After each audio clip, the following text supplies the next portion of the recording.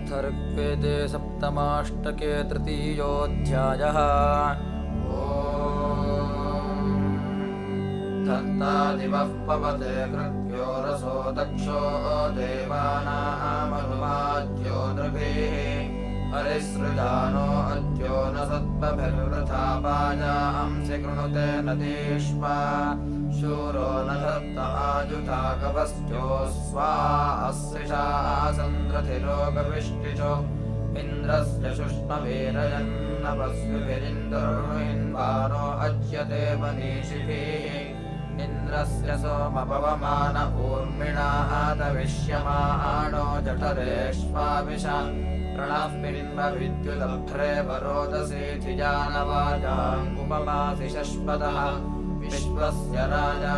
पवते स्वर्दृशऋतस्य धीति वृषिषाळवीवशत् यः सूर्यस्यासिरेण वृज्यते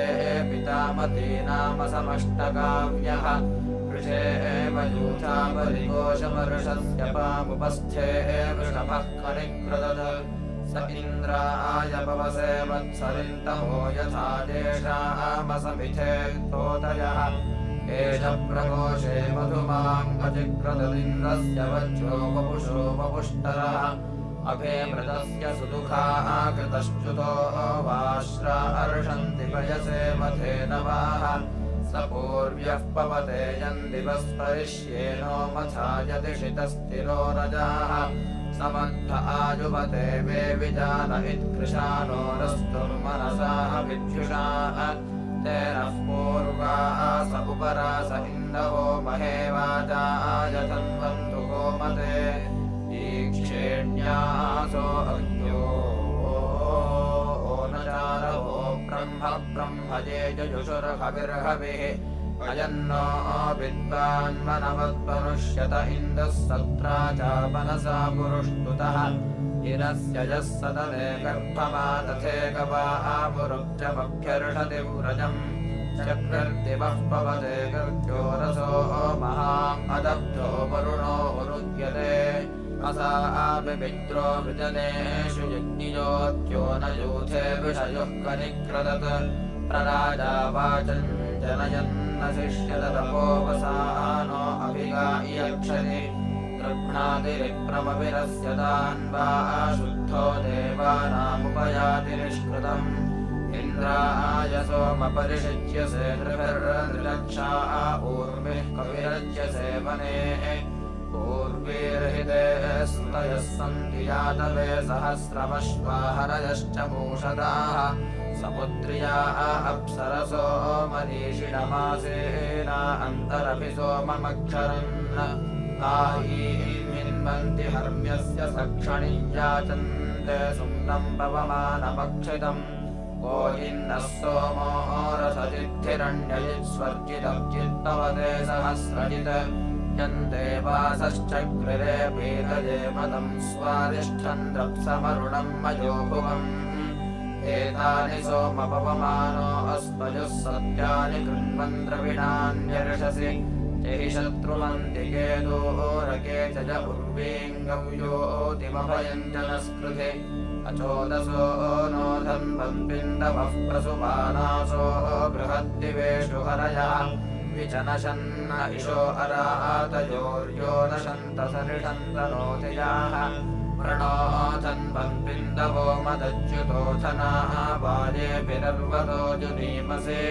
हिरोवर्तस्य तस्य चित्परिहृतिम् वयन्थनानि विश्वथा वरेमहे उतस्वस्या अरात्या अनिर्ष उतान्यस्या अरात्या मृगोहिषः धन्वन्न दृष्टा समरीतताम् अभिसोमदेहि पवमानदुराख्याः दिवितेनावा परमो यहातदे पृथिव्यास्ते रुरुहस्सानविक्षिपाः अग्रयस्तावप्सति गोरदित्वच्या अप्सुत्वास्तैर्दुदुर्मनीषिणाः एवात इन्दो सुप्तम् सुपेशसंप्रसन् तुञ्जन्ति प्रथमा अभिश्रियाः इदम् पवमाननिता आरिष आविस्ते शुष्मो भवतु प्रियो मदाः सोमस्य ताराः भवते द्विजक्षसरतेन देवान् हवते दिवस्परि बृहस्पतेरवथेनाविदिद्युते समुद्रासो न सवनानि विव्यजुः यन्तावाजिन्दग्न्या अभ्यनोषताजो हतयो निमारोऽसिद्युमान् मघो नामायुः प्रतिरन्महिश्रव इन्द्राय सोमपवसे वृषामदाः येन्द्रस्य कुक्षा पवते मदिन्तमूर्जम् वसाः न श्रवसे सुमङ्गलाः अत्यं स विश्वा भुवनाभिपप्रथे क्रीडन् हरिरत्यस्यन्दते वृषाः तन्ता देवेभ्यो मधुमत्तमन्नरः सहस्रधारम् दुहते दशक्षिपाः ऋभिः सोमप्रच्युतो ग्रावभिः सुतो विश्वान् देवाम् आपवस्वा सहस्रजित् तन्त्वा हस्तिनो मधुमन्तमद्रिभिर्दुहन्त्यप्सु वृषभम् दशक्षिपाः इन्द्रम् सोममारयन्दैव्यञ्जनम् सिन्धोरिवोर्मिः पवमानो अर्षसि प्रसोमस्य पवमानस्योर्मय इन्द्रस्य यन्ति जठरम् सुपेशसः दध्नाय देमुन्नेता यशसा गवान्ताराय शूरमुदमन्दिषु सुताः अच्छाहि सोमः कलशाम् अशिष्य ददत्यो न वोढा रघुवर्तनिर्वृषाः अथा देवानामुभयस्य जन्मनो विद्वान् अश्नोत्यमुत इतश्च यत् आनः सोमपवमानः किरावस्विन्दो भवमघवाराध सोमः शिक्षावयोधोमसवे सुचेतु नामानो गयमारे अस्मत्परासिजः आनः पूषा पवमानः सुरातयो मित्रो गच्छन्तु वरुणः सजोषसः बृहस्पतिर्मरुतो वायुरश्विना त्वष्टाः सविता सुयमा सरस्वते उभेद्या वा पृथिवी विश्वमिन्वे अर्यमा देवो अयतिर्विधाता भगो नृशंस उर्वा अन्तरिक्षम् विश्वे देवाः पवमानम् जुषन्त असा विसोमो अरुषो वृषा हरिराजेव तस्मो अभिगा अधिक्रदत् पुनानो वारम् पर्येत्यव्ययम् श्येनो न योनिम् कृतवन्तमासदम् कविर्वेदस्यापर्ये शिवाहि नमत्यो न मृष्टो अभिवाजमर्षसि अपसेदम् दुरितासो मृळय कृतम् वसानः परियासि निर्निजम् पर्जन्यः पिता महिषस्य पर्णिनो नाभा पृथिव्या गिरिशुक्षयम् दधे सुसार आपो अभिगा उतासरम् सङ्ग्रावभिर्नसते पीते अग्नरे जायेव पत्यावधिषेव मंहसे वज्राया गर्भशृणुहि प्रवीमिते अन्तर्वाणीषु प्रचरासु जीवसे निन्द्यो विदने सोमजागृहि यथा पूर्वेभ्यः श्रतसा अमृद्धः सहस्रसाः पर्यजावाजमिन्दो एवापवस्वसुविता जनम् यसे तवौरतमन्वापः सजन्ते पवित्रम् ते विततम् ब्रह्मणस्पते प्रभुर्गात्राणि पर्येषि विश्वताः अतः तदलोर्न ददामो अश्नुते श्रुता सहित्वहन्तस्तत्समाशत तपोष्पवित्रम् विततम् दिवस्पते शोचन्तो अस्य तन्तवोऽव्यस्थिरन् अवन्त्यस्य पवीतारमाशवो दिवस्पृष्ठमधितिष्ठन्ति चेतसा अरोरुजदुषसः पृष्टिरग्र्य उक्षापि भर्ति भुवनानि वाजयो मायाविनो ममिरे अस्य मायया रक्षसः पितरो गर्भमादतो गन्धर्व इत्थापदमस्य रक्षति पातिदेवानाञ्जलिमान्यद्भुतः गृह्णातिरिपुण्डितया आदिजापतिः सुकृत्तमामधुनो भक्षमाशत अविर्हविष्मो महि सद्मदैव्यम् नभो वसानः परियास्यद्धरम् राजा पवित्ररथो वाजमारुहः सहस्रभृष्टिर्जयसि श्रवो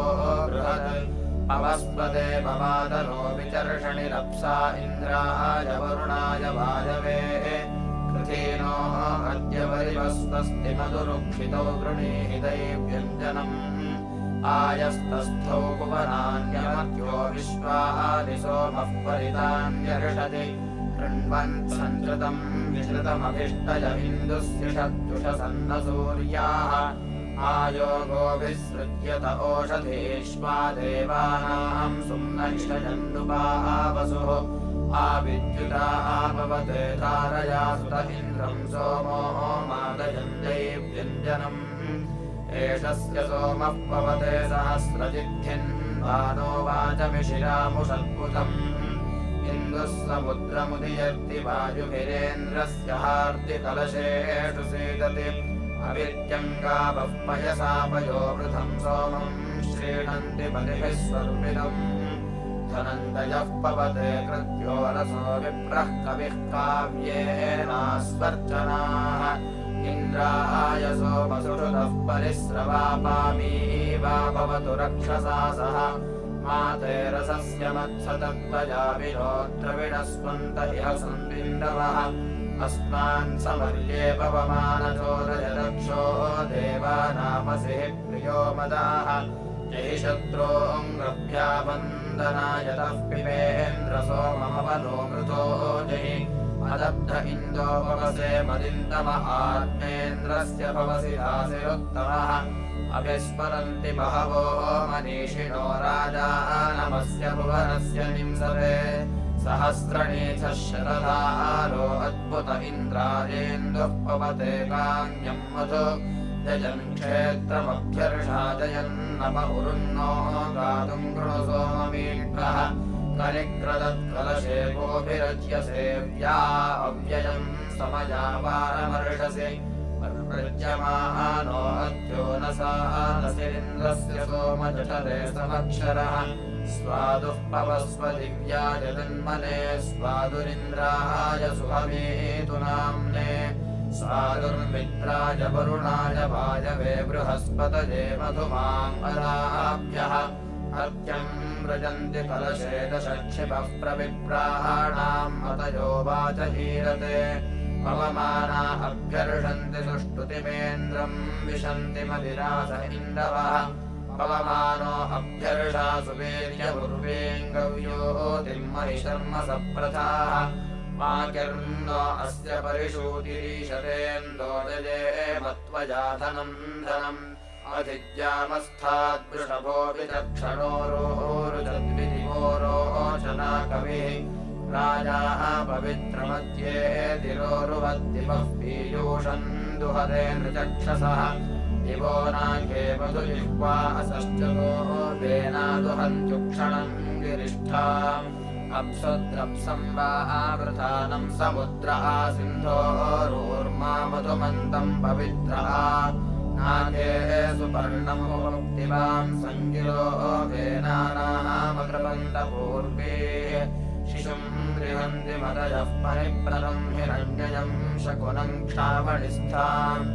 ऊर्ध्वो गन्धर्वो अधिनागे अस्ताद्विश्वारूपा प्रतिचक्षाणो अस्य भानुः शुक्रेण शोचिषाव्यद्योत्प्रारोरुचत्रोदसे मातराशुचेः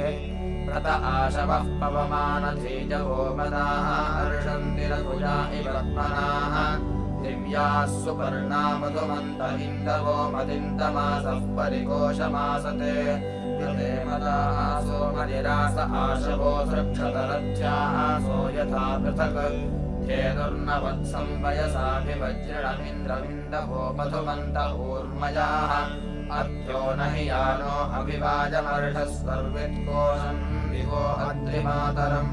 वृषाः पवित्रे अधिसानो अव्यये सोमः पुराण इन्द्रियाय धायसे व्रत आश्विने पवमानधेजुवो दिव्या असृग्रन्वयसाधने मणि प्रान्तरर्षयस्था विलेरसृक्षतये त्वा वृजन्त्र्यशिषाणवेधसाः विश्वाधामानि विश्वदक्षरुभसः प्रभोस्ते सतः पर्यन्ति केतवाः यानशिः पवसे सोमधर्मभिः पतिर्विश्वस्य भुवनस्य राजसि उभयतः पवमानस्य रश्मयो ध्रुवस्य सतः पर्यन्ति केतवाः यदि पवित्रे अधिवृज्यते हरिः सप्तानि योनाः कलशेषु सीदति यज्ञस्य केतुः पवते स्वद्धरः सोमो देवानामुपयाति निष्कृतम् सहस्रधारः परिकोशमर्षति वृषाः पवित्रमत्येतिरोरुवत् राजा समुद्रम् नद्यो ओपिकाः ते पामूर्मिं सजते सिन्धुषुश्रितः अध्यस्थात्सानुपवमानो अव्ययन्नाभाः पृथिव्या तरुणो ममो दिवः दिवो न सानुस्पनयन्नचिक्रदद्योष्टयस्य पृथिवी चतुर्मभिः इन्द्रस्य सख्यम् भवते विवेविदत्सोमः पुनानः कलशेषु सीदति ज्योतिर्यज्ञस्य भवते मधुप्रियम् पिता देवानाञ्जलिता विभो वसुः दधातिरत्नम् स्वतयोरपीज्यम् अलिन्दमो मत्सर इन्द्रियो रसाः अभिक्रन्दन् कलशम् वाज्यर्षति मतिर्दिवः शतधारो विचक्षणः हरिर्मित्रस्य सदनेषु सेदति मर्मृजानो विभिः सिन्धुभिर्वृषाः अग्रे सिन्धोनाम् पवमानो हर्षत्यग्रे वाचो अग्र्यो गोषु गच्छति अग्रे वाजस्य भजते महाधनम् स्वायुधः सोदृभिः पूयते वृषाः अयम् मतवाञ्चकुलो यथा हिरोव्ये ससारपवमान ऊर्मिणाः तव क्रत्वा रोदसी अन्तराकवेषु तीर्थिया भवते सोम इन्द्रते द्राबिम्बसानो यजतोदिविस्पृशमन्तरिक्षप्राभुवनेष्वर्पितः स्वर्जज्ञानो नपसाभ्यक्रमेत्रत्तमस्य विरहमाविवासति सो अस्य विषे महिषर्म यच्छति यो अस्य रामप्रथमम् यानशे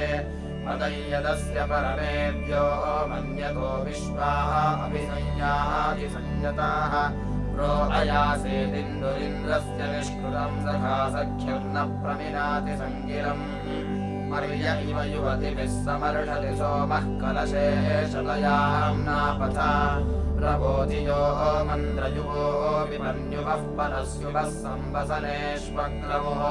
सोमम् मरीषा अभ्यनूषतस्तु गोभिथेन वः पयसे मशिश्रयोः आनः सोमसंयतम् विद्युषे विषमिन्दोपवस्त्वपवमानो अश्रितम् यानो दोहते त्रिरहन्नदष्टुषे क्षुमद्वारवन्मधुमत्सुवीर्यम् वृषामतीनाम् भवते विचक्षणः सोमो अन्नः प्रतलीतोषसो दिवः घ्राणासिन्धूनाम् कलशाम् अवेवशदिन्द्रस्य हार्द्याः विषन्मनीषिभिः मनीषिभिः पवते पूर्व्यः कविर्नृभिर्यतः परिकोशाम् अजिक्रदत् धृतस्य नाम जनयन्मधुक्षरदिन्द्रस्य वायोः सख्याय कर्तवे अयम् पुनान उषसो विरोचयदयम् सिन्धुभ्यो अभवतु लोककृत् अयन्त्रिः सप्तदुदुहान आशिरम् सोमो हृदे भवते चारुवत्सरः पवस्व सोमदिव्येषु धामसु सृजान इन्दो कलशे पवित्रः सेदन्निन्द्रस्य जठरे कणिक्रदन्द्रभिर्यतः सूर्यमारोहयो दिवि अद्रिभिः श्रुतः पवसे पवित्रः इन्दविन्द्रस्य जठरेष्वाविशन् त्वन्दृचक्षाः अपवो विचक्षण सोमगोत्रमङ्गिरोभ्यो वृणोरप त्वाम् सोमपवमानम् स्वाद्यो नु विप्रासो अमदन्नवस्यवाः त्वाम् सुपर्ण आभरद्दिवस्परेन्दो विश्वाभिर्मतिभिः परिष्कृतम् अव्ये पुनानम् परिवार ऊर्मिणा हरिन्दवन्ते अपि सप्तधेनवाः अपामुपस्थे अध्यायवः कविवृतस्य यो नामहिषा अहेषत इन्दुः पुनानो अधिगाहते मृधो विश्वानि कृण्वन् सुपथानि यज्ञवे काः कृण्वानो निर्निजम् हरिजः कविरथ्यो न क्रीडन् परिवानमर्षति असश्चतशतधारा अभिश्रियो हरिन्नवन्ते पता उदन्युवाः क्षिपो मृजन्ति परिगोभिरावतन् तृतीये पृष्ठे अधिरोचने दिवः तवेमाः प्रजादिव्यस्य रेतसस्त्वम् विश्वस्य भुवनस्य राजसि अथेदम् विश्वम् प्रवमानते वशे त्वमिन्दो प्रथमोधामधा असि त्वम् समुद्रो असि विश्ववित्कवे तवेमाः पञ्च प्रदिशो विधर्मणि वन्द्याम् च पृथिवीम् चातिजभृषेतवज्योतिषिंषि पवमानसूर्याः त्वम् पवित्रे रजसो विधर्मणि देवेभ्यः सोमपवमानपूयसे त्वामुषयः प्रथमा अगृह्णततुभ्येमा विश्वा भुवनानि ये मिरे तदेह एत्यदिवारमव्ययम् वृषावनेष्वचक्रदुद्धरेः सन्धेतयो वावशाना अनोषतशिशुम् बृहन्ति मदयः परिप्रणतम् स सूर्यस्य रश्मिभिः परिव्यततम् तन्द्रन्वानस्त्रिवृतम् यथा विदे नयन् ऋतस्य प्रशिशो न वीयसे पतिर्जनीनामुपयाति निष्कृतम् राजा सिन्धूनाम् भवते पतिर्दिवऋतस्य याति पथिभिः परिक्रदत् सहस्रधारः परिषिच्यते हरिः पुनानो वाचम् जनयन्नुपावसुः अवमानमह्यर्णो विधावसि सूरो न चित्रो अव्ययानि गव्यया नभस्तिभूतो नृभिरत्रिभिः सुतो महे वाजायधन्यायधन्वसि इषमोर्जम् पवमानाभ्यर्षयिष्येनो नवंसु कलशेषु सेदसि इन्द्राय मद्वामद्यो मदः सुतो दिवो विष्टम्भ उपमो विचक्षणः सप्तस्वसारो अभिमातरः शिशुन्दमम् जज्ञानञ्जेन्यम् विपश्चितम् अपाङ्गम् सर्वम् दिव्यम् नृगक्षसं सोमम् विश्वस्य भुवनस्य राजसे ईशान इमा भुवनानि वीयसे युजान इन्दो हरितः सुमन्याः तास्ते क्षरम् गुमगमत्कृतम् वयस्तवौ रते सोमतिष्ठन्तु कृष्णयाः त्वम् त्रिचक्षाः असि सोम विश्वतः पवमानवृषभता विधावसि स नः पवस्वसुमद्धिरण्यवद्वयम् स्याम भुवनेषु जीवसे गोवित्पवस्वसु विद्धिरण्यविद्रे दोधा इन्दो भुवनेष्वर्पितः तम् सुवीरोऽसि सोम विश्ववित्तम् त्वा विप्रा उपगिरे महासते उन्मध्वपूर्विर्वननाः अधिष्ठिपदपोवसानो महिषो विगाहते राजा पवित्ररथो वाजमारुहत्सहस्रभृष्टिर्जयति श्रवो बृहद् स भन्दना उदयर्ति प्रजापतेर्विश्वायुर्विश्वाः सुभरार्तिवि ब्रह्म प्रजापत्रयिमश्वपस्त्यम् वीत इन्द्रमिन्द्रमस्मभ्यं याजतात् सो अग्रे अह्नाम् हरिर्हर्यतो मदः प्रचेतसा चेतयते अनुद्युभिः वाजनाः यातयन्नन्तरीयते नराजम् सन्दैव्यम् च तत्तरे अञ्जते व्यञ्जते समञ्जते क्रतुम् रिहन्ति मधुनाभ्यञ्जते सिन्धोरुच्छ्वासे पतयन्तमुक्षणम् हिरण्यभावाः पशुमासु गृह्णते विपश्चिते पवमानाय गायतमहीनधारात्यन्धो अर्षति अहिर्नचूर्णामति सर्पतिर्पचमध्यो न क्रीडन् न सरद्वृषा हरेः अग्रे गो राजाभ्यस्तविष्यते विमानो अङ्गाम् भुवनेष्वर्पितः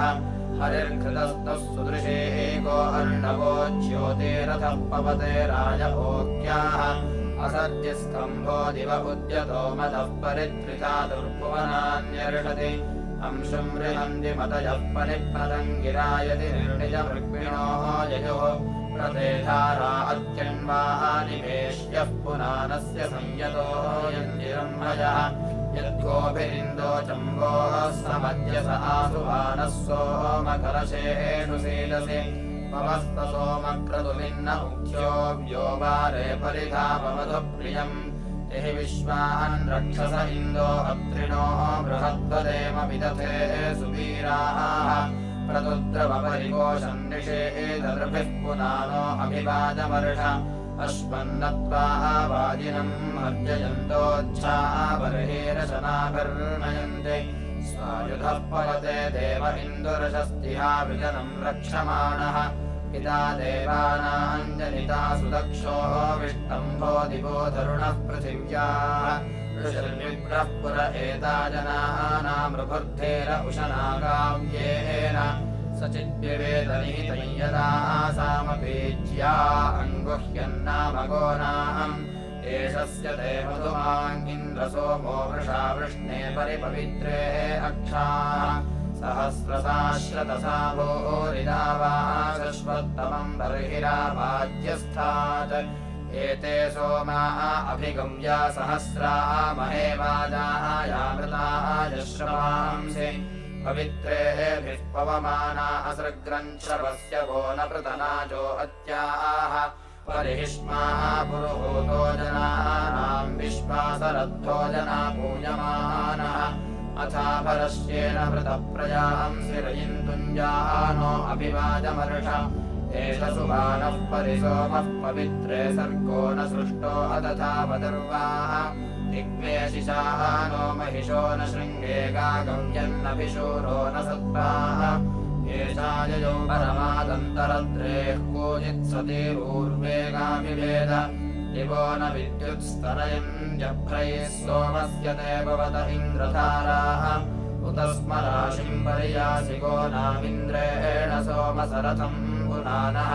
पूर्वीर्षो बृहतीर्जीरदानो शिक्षाशदेवस्तवता उपष्टुत अयम् सोम इन्द्रतुभ्यम् सुन्वेतुभ्यम् भवते तमस्य पाहि त्वम् अयम् च कृषे त्वम् ववृष इन्दुम् वदाय युज्याय सोमम् स एम्रथो न पुरुषाणयोनिमः पुरोणि सातयेव सूनि आदीम् विश्वानहुष्याणि जाता स्वर्षातावनपूर्ध्वानवन्त वायुर्नयो नियुद्वाङ्गिष्टया माना सत्ये बहवः शम्भविष्ठः विश्ववाहारो द्रविणोदा इव त्वन्पूषेव तेजवनोऽसि सोम इन्द्रो नयो महाकर्माणि चक्रिर्हन्ता वृद्राणामसि सोमपूर्व्यत हैत्वो न हि त्वमहिनाम्नाम् हन्ता विश्वस्यासि सोमदस्योः अग्निर्नयो वनः सृज्यमानो वृथा पाजांसि कृणुते नदेषु जनो न युद्ध्वा महत उपब्धिर्यद्धि सोमः पवमानपूर्मिम् एते सोमा अधिवाराण्यव्या दिव्यानकोशासो अभ्रवर्षाः तथा समुद्रम् सिन्धवो ननीचीः सुदासोः अभिकलशाङ्गसृग्रन् शुष्मीशर्थो न मारुतम् पवस्वानभिशस्ता दिव्या यथाविट् आपो न मक्षोऽसु मतिर्भवानः सहस्राप्साः पृतनाशार्णयज्ञः राज्ञो न ते वरुणस्य व्रतानि बृहद्गभीरम् तव सोमधाम शुचिष्पमसि प्रियो न मित्रो दक्षाय्यो अर्यमेवासि सोम प्रोऽस्य वह्निः पथ्याभिरस्यान्दिवो न वृष्टिः पवमानो अक्षाः सहस्रधारो असदन्या अस्मे मातुरुपस्थे वनः च सोमाः राजा सिन्धो नामवसिष्ठवासरथस्य नाम मारुभद्रजिष्ठाम् अप्सुद्रप्सो वावृतेष्येन योतो दुहईम् पिता दुहईम् पितुर्जाम् सिंहन्न सन्तवद्धो अयासं हरिमरुषन् दिवो अस्य पदिम् शूरो युत्सुप्रथमः पृच्छते का अस्य चक्षसा परिपात्युक्षा मधुपृष्ठम् घोरमया समश्वम् वृथे युञ्जन्त्युरुचक्रविश्वम् स्वसाहारयेञ्जामयो वर्जयन्ति सनाभयो वाजिनमूर्जयन्ति चतस्रयेङ्कृतदुहस्रजन्ते समाने अन्तर्धरुणे निषत्ताः आ वर्षन्ति नमसा पुनानास्ता विश्वतः परिषन्ति पूर्वेः विष्टम्भो दिवो तरुणः पृथिव्या विश्वाः उदक्षितयो हस्ते अस्य असत्तमुत्सो वृणते नियुक्तान्मध्वो अंशुः पवत इन्द्रियाय वन्दन्नवातो अभिदेववेतिमिन्द्राय सोमवृत्रः पवस्व शक्तिमः पुरश्चन्द्रस्य राजः सुवीर्यस्य पतयस्याम